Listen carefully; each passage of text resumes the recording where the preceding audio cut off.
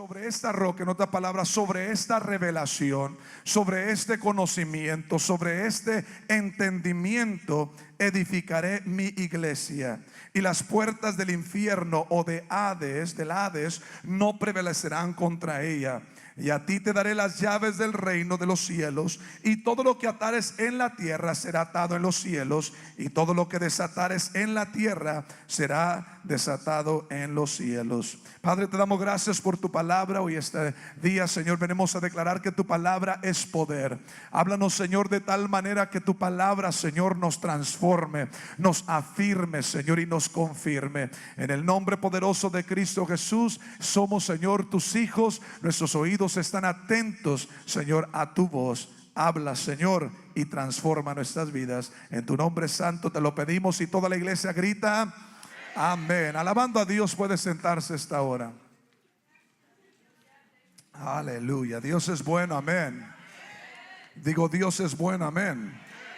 Yo creo definitivamente que estamos viviendo un tiempo glorioso en la presencia de Dios, amén. Doy gracias a Dios por cada uno de ustedes que forman parte de esta maravillosa iglesia, comunidad que nosotros podemos llamar Promised Land, nuestra casa, nuestro hogar. Con quien estés sentado puede ser tu familia de sangre, pero los que están al otro lado de tu silla también son familia, y son familia en Cristo Jesús, amén. Y es un honor poder estar juntos hoy este día, con el privilegio de poder celebrar y honrar a este gran Dios, el cual dio su vida por nosotros para rescatarnos del poder y de la atadura del pecado, de la muerte, y darnos vida juntamente con Él, y por Él nosotros somos libres. Alguien diga: soy libre. Quiero en este día dar gracias a Dios por estar con nosotros el doctor Armin y su amada esposa y su hijo, y nos sentimos muy gozosos de tenerlos en casa. Ellos están fuera por causa de la misión, pero pronto regresarán para radicar ya otra vez con nosotros y correr de hombro a hombro. Aunque corremos de hombro a hombro en la distancia, Dios estaba haciendo cosas extraordinarias con ellos también, y damos gracias a Dios por ello. Y es precisamente podernos a pensar de que puedan venir gente desde lejos a venir a esta reunión y poder celebrar a Dios. Es precisamente de lo que hoy quiero hablarles. Voy a titular el mensaje de este día: Gran Apertura. Diga conmigo: Gran Apertura. ¿Por qué voy a titular esto? Porque me puse a pensar, tiempo atrás me puse a pensar sobre los negocios que tienen ese evento de gran apertura. No sé si usted ha estado en ciudades donde de repente va a llegar un negocio y se pone la cartulina fuera de la gran apertura. Inclusive algunos ponen la fecha en que ese negocio se va a abrir. Si es un negocio con gran demanda, que su producto es muy necesario en la comunidad, la gente lo está esperando con expectativa. Recuerdo cuando por primero llegó Starbucks aquí a Del Río. Oiga, la gente andaba vuelta loca. Ya no teníamos que ir hasta San Antonio, ir a comprarnos un Starbucks, o ir hasta San Ángelo. Gracias a Dios el Señor nos estaba enviando la bendición.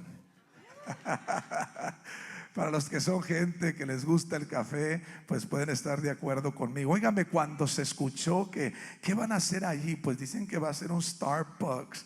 Oiga, fue algo extraordinario que empezó a verse en la ciudad. La gente empezó a prepararse para el gran día de apertura. La gente empezó a decir: bueno, ¿y qué día lo van a abrir? De repente salió la cartulina por ahí, decía la fecha en que ese negocio se iba a abrir. Oiga, no dejemos de hablar de Chick-fil-A.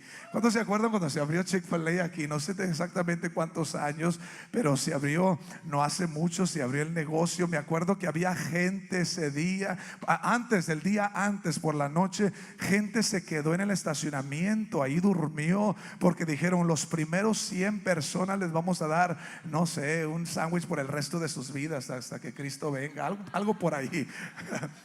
Es gente cristiana, ¿verdad? Como que dijeron: hasta que Cristo venga vas a tener, las primeras 50 personas van a tener un sándwich, para que nunca, mientras que Chick-fil-A esté en Del Río, nadie se nos muere de hambre. Y oiga, ese día de la gran apertura estaban las filas. Yo recuerdo de Starbucks, me acuerdo muy bien de Starbucks. Yo todavía estaba en Rock Springs y vine ese día precisamente porque Starbucks lo iban a abrir. Oiga, estaba caliente. El día estaba caliente y recuerdo bien que las filas estaban larguísimas. La fila estaba hasta afuera del edificio. El estacionamiento estaba lleno. Hasta en el mall estaba el estacionamiento lleno porque la gente no cabía en ese cuartito, el negocito que está ahí pequeño. Y oiga, todos en fila. Algunos duraron 45 minutos, otros una hora para poder llegar a comprarse un café bien caliente y tomárselo en un día bien asoleado. Le decía mi tío Chevo, decía, para calentar las tripas. Era bien cafetero él. Y oiga, cuando hay la gran apertura, todo mundo se prepara para ese gran día, porque el producto que va a traer ese negocio, tú lo quieres, lo necesitas, lo quieres consumir, y te vas preparando, y ese día haces planes. Un día antes le dices, si estás casado, dices, acuérdate que mañana van a abrir el Dirt Cheap, y acuérdate porque va a estar las filas bien largas. Acuérdate que mañana van a abrir el Panda Express y las líneas van a estar bien. Acuérdate que mañana ya van a abrir Chick-fil-A, así que saliendo del trabajo me voy a ir derecho para allá, y ahí me voy a poner en fila, y tú llegando, pues tú te metes enfrente de mí. Hacemos planes porque queremos estar en las primeras filas, que cuando se abran las puertas, yo quiero entrar por esas puertas y ser de los primeros que experimenta en recibir el producto que ese negocio está supliendo. ¿Cómo sé yo que un negocio que se va a abrir, la gente lo está esperando? Puedo saber por las filas que hay en el día de apertura. Puedo saberlo porque la gente tiene la paciencia, que aunque está afuera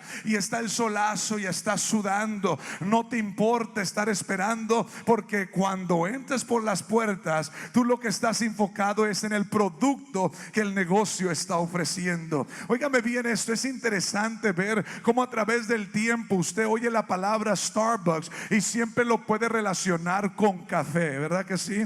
Yo creo que en 10 años o en 15 años usted va a escuchar la palabra Starbucks y no va a pensar usted en una hamburguesa de 2 carnes y doble queso, ¿verdad que no? No creo que usted va a escuchar o va a pensar o se va a imaginar de un producto que Starbucks no está vendiendo. Yo creo que en 15 años usted va a escuchar la palabra Starbucks y todavía se va a acordar de un caramel macchiato, todavía se va a acordar del café, porque ese es el producto, porque ellos tienen un legado, y el legado es mantener el producto de acuerdo a cómo fue en el principio. Fui a Seattle, Washington, gracias a Dios por las familias que tenemos en Seattle, que estamos viendo que precisamente van a lanzar una iglesia por ahí en Seattle este verano, y los felicito. Y fuimos, algunos de los que estamos aquí en el equipo, fuimos a Seattle y le dijimos a la hermana, a la pastora de ahí, le dijimos, ¿puede llevarnos al Starbucks? Porque en Seattle fue donde estuvo el primer Starbucks. Y óigame, años y años después, las filas todavía están larguísimas para entrar allí. Óigame, en 2 bloques hacia abajo está otro Starbucks y el mismo producto. Pero la gente quería ir a este Starbucks porque queremos ver dónde empezó todo, y queremos ver si es el mismo producto, está mejor o está menos mejor. Y sabe que me di cuenta que el producto que venden en el del Río es el mismo producto que están vendiendo en el lugar donde empezó. ¿Cómo es que ha perdurado ese producto? De manera que cuando se lanzó Starbucks por primera vez a cuando se lanzó Starbucks en la ciudad de Del Río años después, todavía sigue siendo el mismo producto. La gente sigue teniendo la misma imagen de la compañía, de esa empresa y de su producto. ¿Cómo puede ser eso posible? Óigame bien, es porque el fundador de esa empresa se ha dado la tarea de conservar la cultura de todo lo que es su negocio. Nadie va a abrir un un Starbucks y dentro del Starbucks va a empezar a hacer lo que es, vamos a vender tamales el domingo.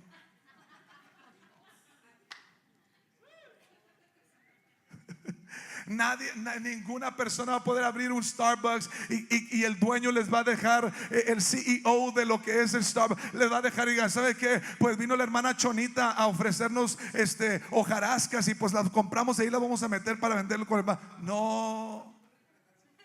porque eso va a contaminar la esencia de la visión primordial que aquel hombre lanzó. Él tiene que mantener la cultura a través de la enseñanza, de tal manera que si entras por las puertas de Starbucks en Del Río, o entras en San Antonio o Nueva York, o si vas a Amsterdam y vas al Starbucks, todo va a ser de la misma manera. Y cuando oigas Starbucks, no importa qué raza seas, sabes de qué estás hablando. Y cuando empecé a pensar esto, me di cuenta de algo y me puse a pensar de la iglesia.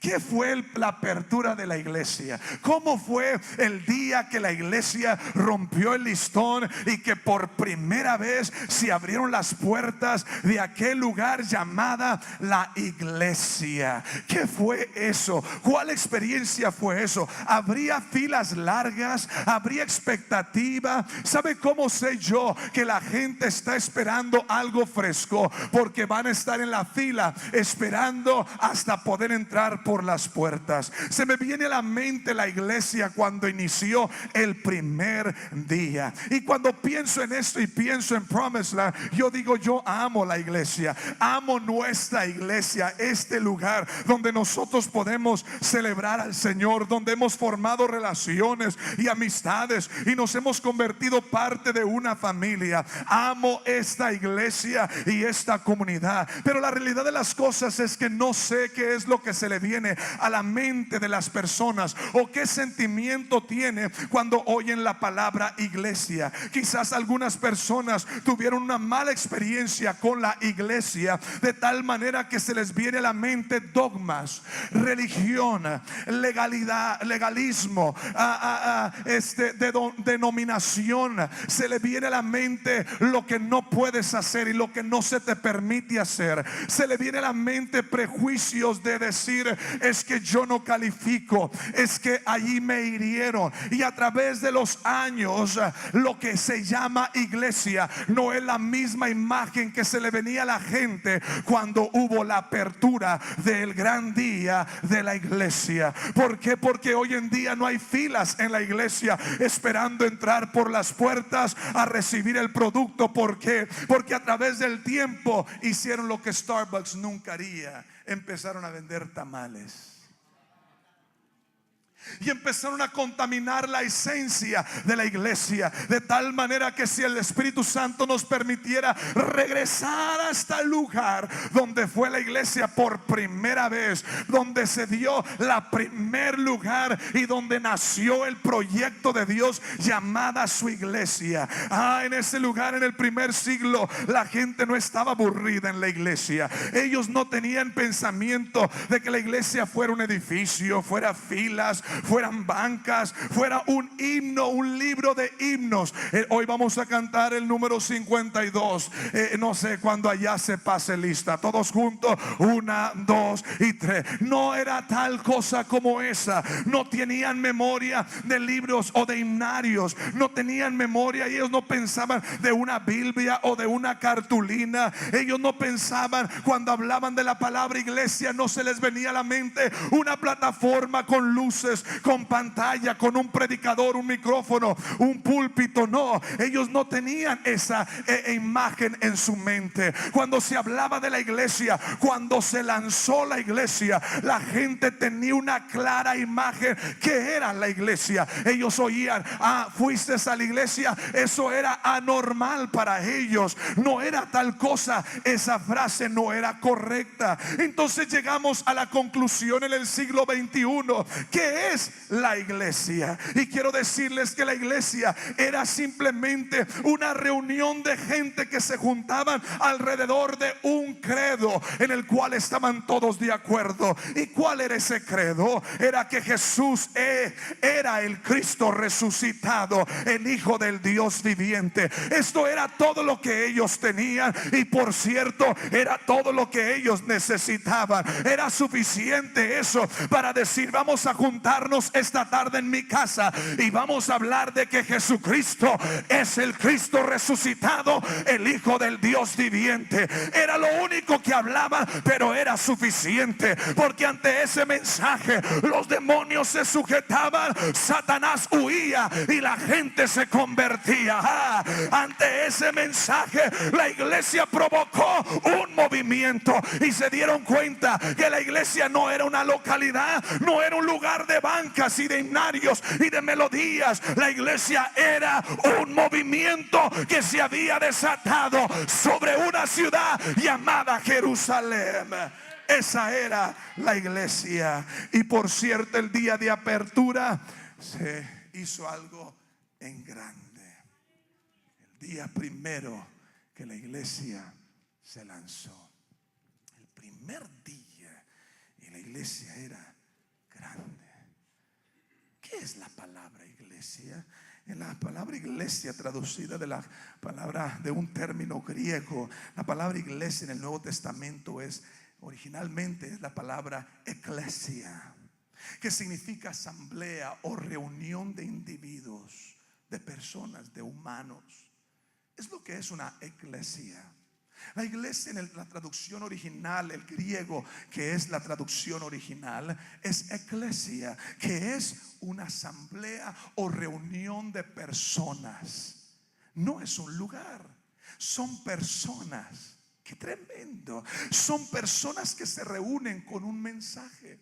Pero luego, después del término griego, cuando se tradujo la Biblia, empezó a entrar el término inglés. Y en el término inglés la palabra iglesia no es la misma palabra de la palabra griega iglesia o eclesia, que es otra palabra que significaba del Señor. Viene una palabra donde luego los alemanes cogieron otro término en el año 300 después de Cristo. Y sabe que hacen una palabra alemán que dice Kirche. Y la palabra Kirche significa la casa del Señor.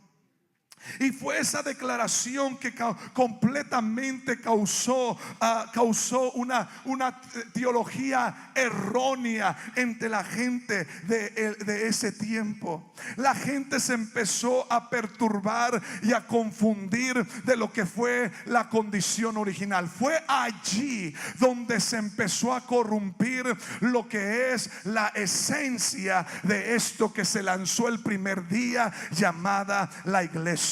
¿Sabe por qué fue tan dañino esto? Porque esto creó una mala impresión de lo que era realmente la iglesia en su condición de origen. La iglesia se convirtió ahora, por causa de esa traducción, se convirtió en un lugar en vez de ser un movimiento o una reunión. Se convirtió en un edificio, y por causa de eso fue domesticada la iglesia en una localidad. La iglesia empezó a ser controlada por personas que podían controlar el edificio. Quien tuviera las llaves del edificio controlaba ahora la iglesia. Estás acá, Promised Land. Quiero que sepa una cosa: quien podía controlar las llaves del edificio podía controlar la iglesia, podía controlar el mensaje, podía controlar las familias, podía controlar la ciudad, podía controlar el gobierno. Y fue ahí donde la iglesia tomó un giro totalmente distinto, porque era algo grande y se convirtió en un movimiento político, y ya no fue lo que fue en su condición de origen. Los pastores, por causa de no entender qué es la iglesia del Señor, hemos tenido que edificar edificios, hemos querido edificar lugares bien fortificados. Si usted va a Inglaterra, usted puede darse cuenta que los templos, la iglesia, son templos multimillonarios. ¿Por qué? Porque en aquella región del mundo, en aquel lugar del mundo, la gente empezó a entender: la iglesia es un edificio, es un lugar, así que hay que edificarlo de lo mejor que podamos, porque es la iglesia del Señor. Pero en el inicio, el día de apertura, no era un edificio, era solamente un grupo de personas que causaron un movimiento. Dile a tu vecino: es es un movimiento, por lo cual quien tuviera las llaves de ese edificio podía controlar el mensaje. Solo el que tuviera las llaves de un edificio podía tener acceso a las sagradas escrituras, la palabra que fue inspirada por Dios por medio del Espíritu Santo. Nadie más podía predicar y nadie más podía poseer el mensaje, el cual había sido del inicio el poder más grandioso que desató el movimiento sobre la tierra. ¿Qué sucedió entonces? Lo que sucede entonces, se levanta un hombre por nombre William Tyndale. ¿Sí? En el siglo XVI se levanta este hombre, William Tyndale, y ¿sabe qué hizo? Se levantó y hizo algo tan determinante. Ese hombre se levantó. Él es conocido como el padre de la traducción de Biblia a inglés. ¿Y qué hizo él? Él tomó las escrituras griegas y hebreas y lo tradujo al inglés. ¿Y sabe qué sucedió esto? Esto causó un escándalo en el poder de la iglesia. ¿Sabe por qué? Causó un escándalo en la jerarquía de la iglesia. Los obispos y arcobispos y los sacerdotes y los ministros y los ancianos de la iglesia del año 300 se desató un escándalo porque William había entregado la Biblia, que era el poder de la iglesia. Ahora había hecho que el poder de la iglesia la podía conseguir cualquier persona común en la sociedad. La iglesia en Inglaterra empezó a tener problemas y ellos no querían que las escrituras llegaran a las manos de gente común, por lo cual agarraron a este hombre y lo quisieron empezar a atormentar. Pero él se levantó y dijo: si el Señor me concede vida, dentro de muchos años, dijo él, en la cara de estas personas les dijo: haré que hasta un muchacho que trabaja el arado sepa más de las sagradas escrituras que ninguno de ustedes. Dijo: sea sobre mí que voy a causar que hasta el más pequeño conozca el poder de las sagradas escrituras. Ay, Dios mío. Un hombre determinado que sabía: esto no fue lo que era la iglesia en su principio. Los religiosos se escandalizaron, lo ataron, quisieron dañarlo, por lo cual él salió huyendo de Inglaterra a Alemania, y estuvo en Alemania donde empezó el Nuevo Testamento y lo tradujo completamente todo. Luego lo publicó. De una vez que lo publicó, lo volvió a meter a Inglaterra ilegalmente. Se encontró contrabando Biblias del Nuevo Testamento a Inglaterra. ¿Sabe por qué? Porque él sabía que la iglesia no era un edificio ni una denominación, y no era una organización, y no era una localidad. Él se dio cuenta que la iglesia era un movimiento basado en gente que creía que Jesucristo es el Cristo resucitado, el Hijo del Dios viviente, que vino mediante carne y sangre y murió por nosotros los pecadores para tener vida y vida eterna. Alguien alabe la gloria del Señor.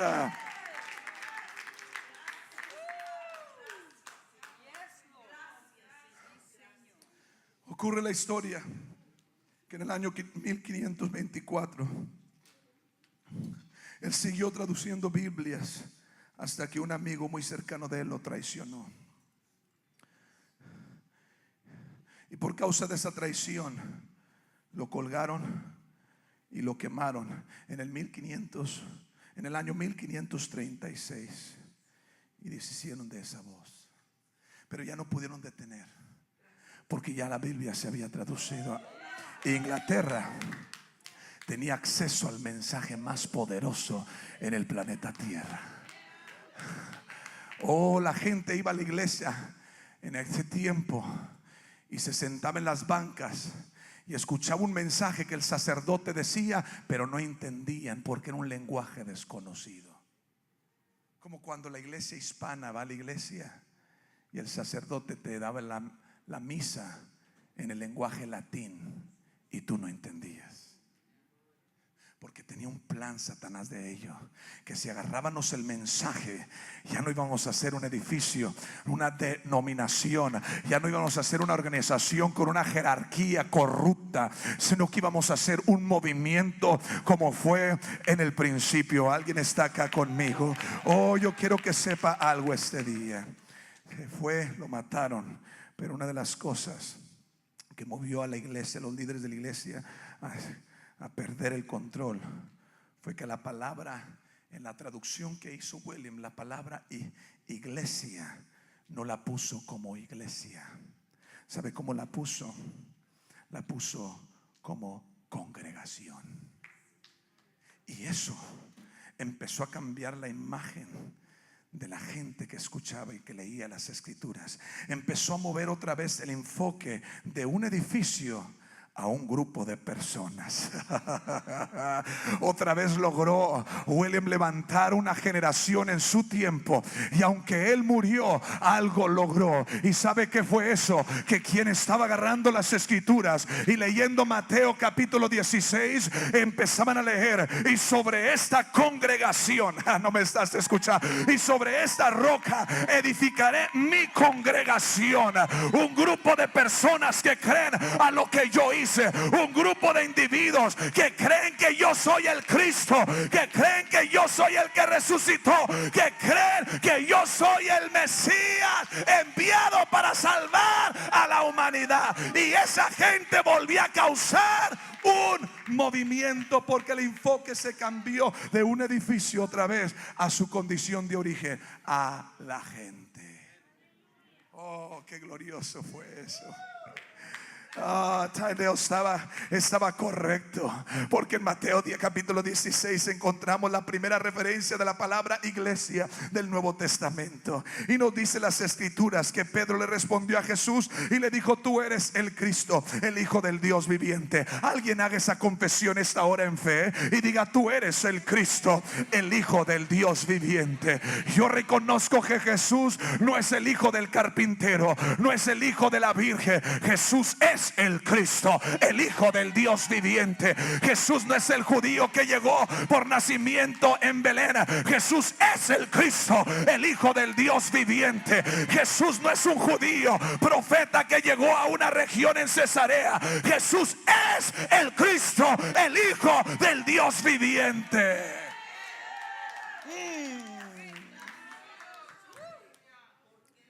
Y cuando les pregunto, dijo: tú eres el Cristo.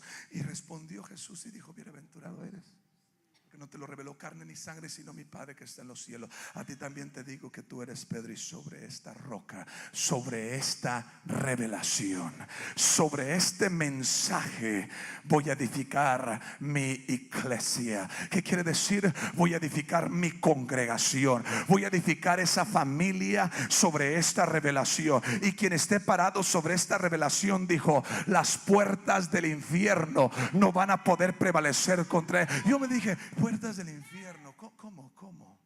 Hasta que encontré la traducción original y me di cuenta que la palabra infierno ahí en lo original es la palabra muerte.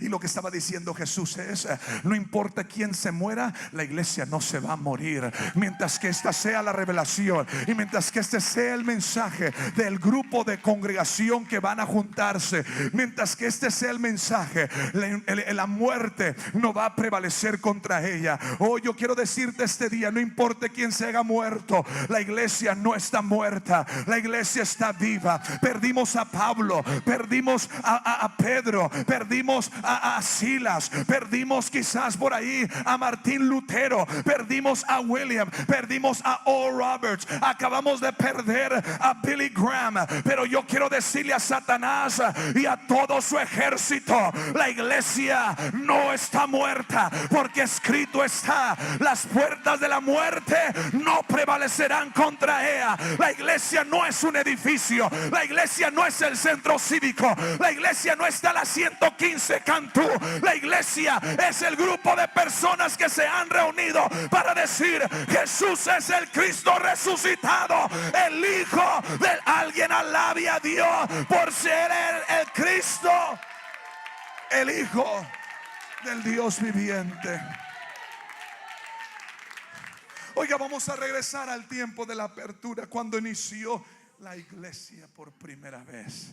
Oh, el primer día. Alguien diga el primer día. The first day. Oh, yo me imagino que la gente estaba esperando ese negocio, estaba esperando ese movimiento. Ellos estaban esperando por muchos años un producto, un método que iba a llegar, porque estaban cansados de la ley que no los podía perfeccionar. Estaban cansados de tener que traer corderos al templo para poder ser santificados y perdonados. Ellos querían un sacrificio que de una vez que se ofreciera ya no se tenía que ofrecer algo más. Estaban cansados de dogmas y de reglas y de normas y de religiosidad y de no hacer esto y no hacer aquello, y aún así no poder alcanzar la perfección y la justicia de Dios. Estaban deseosos de un mover fresco y de un mover nuevo, de tal manera que el apóstol San Lucas nos habla un poco de lo que ocurrió 2 meses después de la resurrección. 50 días después de que Jesús resucitó, nos enseña el apóstol San Lucas el equipo de lanzamiento. Launch team. Los que saben el sistema del Promised Land saben que cuando vamos a abrir un campus, tenemos que primero levantar un equipo. Y ese equipo lo tenemos que entrenar para que vean la visión y la misión de lo que vamos a hacer. Porque si no entiendes la misión, vas a corrompirla cuando se arranque. Pues es que nosotros queremos vender tamales porque creemos que es buena idea. No, pero si no se venden en México, en el Starbucks, pues mucho menos en Estados Unidos. Estamos acá. Y me trajo la impresión mientras leía esto, me trajo la impresión Jesús preparando el launch team. De una vez que haces una junta de interés y reclutas equipo de gente que dicen: yo estoy con la misión, pastor. Ok, esos que se hicieron equipo y esos que se juntaron, ahora los metemos nosotros aquí en Promise a Next Steps. Y en Next Steps les empezamos a enseñar la misión y la visión de lo que es Promised Land. Y cuando los vemos determinados sirviendo en los equipos, ahora decimos: ¿sabes qué? Esa gente, júntense para acá, vénganse, vamos a juntarnos, porque ahora vamos a hacerlos oficialmente el equipo de lanzamiento de tal lugar. Oh, ¿sabe lo que sucedió? Sucedió algo glorioso. Jesús por 40 días estuvo apareciendo con ellos y les estuvo dando la misión, les estuvo dando Next Steps. Por 40, no fueron 4 semanas, Él les dio 40 días de Next Steps. Se sentaron después de la reunión y ahí está Jesús hablándoles de la misión, hablándoles de la visión, hablándoles de la estrategia. 40 días, alguien diga 40 días. Los preparó a los seguidores. No era un grupo grande, era un pequeño grupo de 120 aproximadamente. Y Lucas nos dice que cuando ellos estaban delante de Jesús en la clase de Next Steps, alguien diga Next Steps.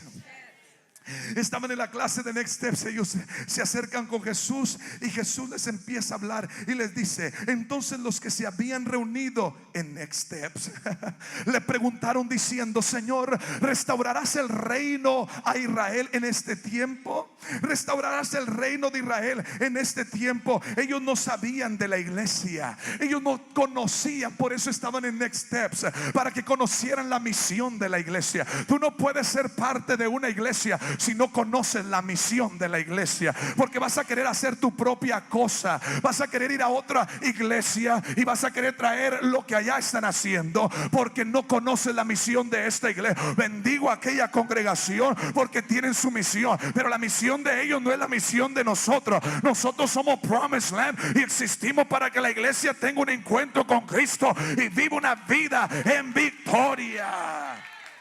Y estuvieron en Next Steps y le preguntaron: Señor, ¿vas a restaurar el reino? Porque ellos estaban pensando en un reino legítimo que venía a restaurar el reino en Israel. Y el Señor les dijo: ustedes no saben nada de lo que estoy hablando, ¿verdad? Pues nunca habían escuchado que iglesia y que era una iglesia. Ellos querían un reinado judío cuando no se daban cuenta que ya estaba el rey con ellos. Y les dice, Jesús les respondió y les dijo: no os toca a vosotros saber los tiempos o las sazones que el Padre puso en su sola potestad.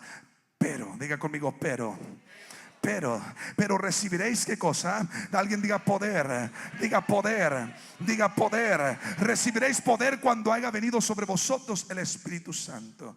Ay, quizás ellos pensaron, poder, wow, poder, vamos a recibir, wow, qué genial, qué maravilloso es esto. Y ahora la pregunta surgió, ¿y qué vamos a hacer con el poder? Pues vamos a profetizarnos unos a otros, ¿no, compas? No dijo Jesús, no, párale. Pues vamos a orar unos por los otros y tumbarnos y levantarnos no, espérense. Vengan a la siguiente clase, les voy a enseñar qué es el poder. Llegaron a la siguiente clase, paso número 2. ¿Y sabe qué les enseñó en el clase número 2? Les enseñó qué era el poder. Y les dijo, vas a recibir el poder. Dice, y cuando recibas poder, ¿para qué va a ser el poder? Dice, cuando venga el Espíritu vas a recibir poder y me seréis testigos en Jerusalén, en toda Judea y en Samaria y hasta lo último de la tierra.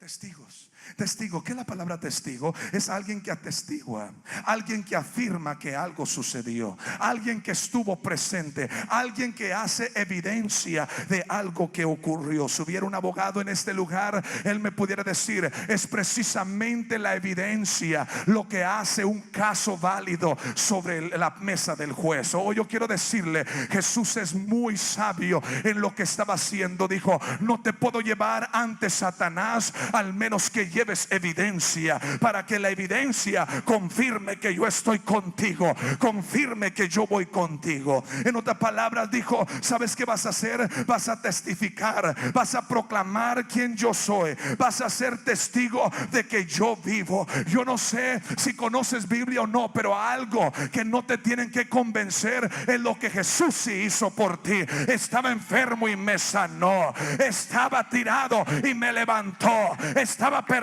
y me halló, estaba quebrado y me restauró, vivía en pecado y me hizo libre y me llamó su hijo. Era esclavo de Satanás y me hizo libre. No sé quién es, lo que sí sé es que era ciego, pero ahora yo veo. Oh, le dijo, vas a ser mis testigos y donde quiera que vayas, dijo, quiero que enseñes y quiero que bautices en mi nombre. 40 días tomando next steps. Quizás ellos pensaron en esa clase, nosotros, bueno, Jerusalén, vamos a Jerusalén. Samaria no nos gusta, los samaritanos no nos quieren. Estados Unidos, pero es que van a edificar un muro y no vamos a poder cruzarlo. A lo mejor pensaron, hasta lo último de la tierra, ¿cómo? Que hasta ese punto no sabían si la tierra existía más allá de lo que eran sus barreras. Ellos pensaban que la tierra era más allí, Jerusalén y la región. Pero Jesús le dijo, hay mucho más. Y hasta allá 120 personas recibiendo el mandato que Jesús está diciendo, hasta lo último de la tierra vas a alcanzar con este mensaje. No les estaba hablando de un local, no les estaba hablando de un edificio, les estaba hablando de un movimiento. Eso es lo que era la iglesia. Ellos pensaron, ¿y quién nos va a escuchar? A lo mejor ellos pensaron, ¿y cómo vamos a llegar allá? Era un puñado de personas así. Y entre ellos estaba María. Dijeron, bueno, pues ya terminamos next steps. Jesús subió al cielo. He estado ahí aproximadamente unos 4 o 5 veces en el monte de la Ascensión. Impresionante, fuera de Jerusalén. Ahí subió al cielo y fue recibido en gloria. Y una voz que les dijo, este mismo que ves subir, este mismo vendrá. Los envió a la gran misión. Pero les dijo, pero ¿saben qué? Quédense en Jerusalén hasta que reciban la promesa del Padre. Y dijeron, bueno, y se fueron a Jerusalén.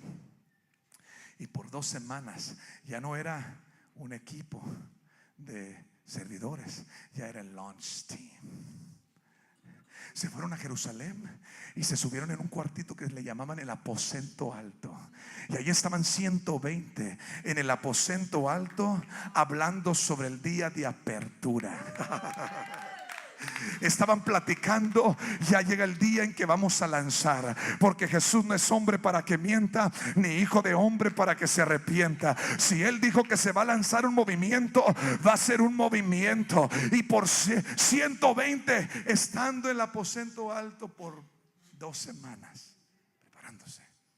Tú vas a contar a la gente y tú vas a bautizar a la gente y tú vas a predicar, Pedro, y tú vas a darle la bienvenida a la gente, y tú te vas a encargar de esto, y tú te vas a encargar de aquello. Todo lo que nos enseñó el Señor en Next Steps, acuérdate, porque lo vamos a hacer, porque el día de lanzamiento vamos a cortar el listón, y cuando abramos las puertas la gente nos va a estar esperando, porque estamos por ofrecerles el movimiento que Moisés no les pudo dar. Estamos por ofrecerles el movimiento que Josué no les pudo dar, el movimiento que Abraham, Isaac y Jacob no les pudo dar. Es una generación que ya está lista para poder recibir el Mesías. Por 10 días el launch team preparándose, las computadoras, no sé, y mandaron a hacer una mesa en Acuña y la trajeron de madera y pusieron computadoras. Y la gente dice: ¿qué tienen esos locos? They were up to something. They were up to something. They were up for the launch, the grand opening. Estaban listos para una apertura de un mover desconocido.